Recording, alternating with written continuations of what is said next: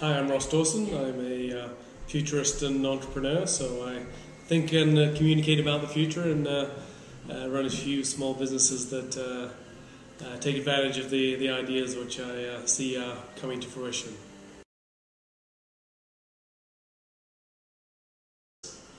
Web is more and more central to how, amongst other things, that we find our services and products and suppliers, and that's just an inevitable trend that's going to continue. So the visibility of businesses and individuals is fundamentally web-driven.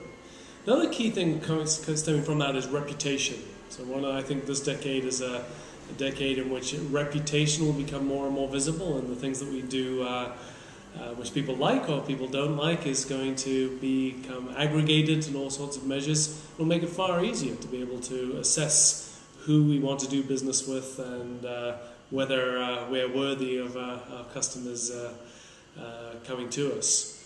One of the other fundamental trends, fairly obvious, but has got a long way to go yet, is that the move towards mobile, where we access all of the universe of information, we connect to friends, we look for things in the context of where we are, where we're sitting, using some increasingly fantastic devices, not just the iPads of today, but wonderful phones, wonderful gadgets, things that we can interface with us. And these, I think, are some of the fundamental things that are shifting how a connected world is impacting business.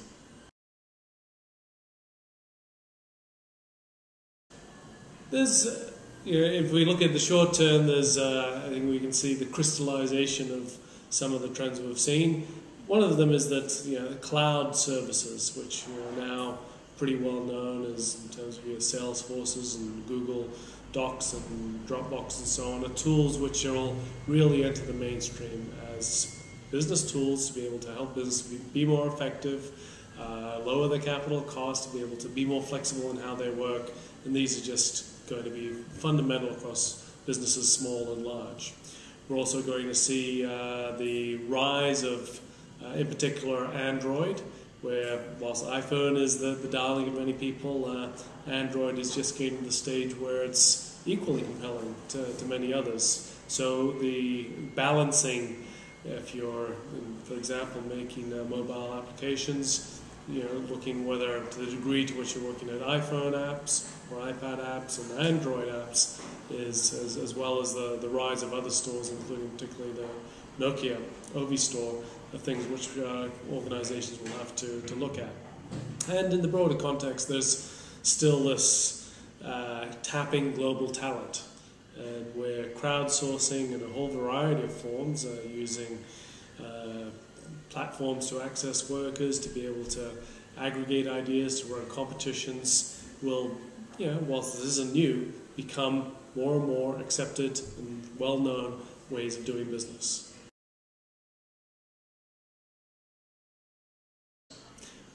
One of the most important things is simply to start and to learn by doing.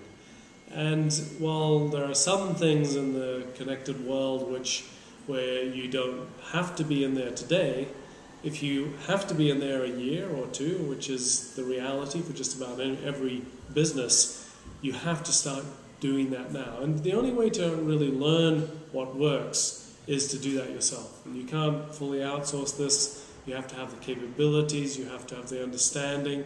So really, it is about trying things. And this is for everything from your IBMs and Procter & Gamble's through to one-person businesses. For every business of every size, it is now about experimenting, to trying, and learning by doing.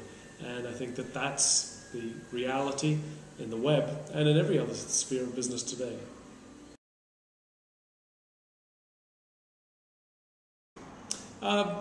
Best is to search for Ross Dawson, see a variety of things there. My blog, rossdawsonblog.com, and through that you can find references to my books and companies and other resources.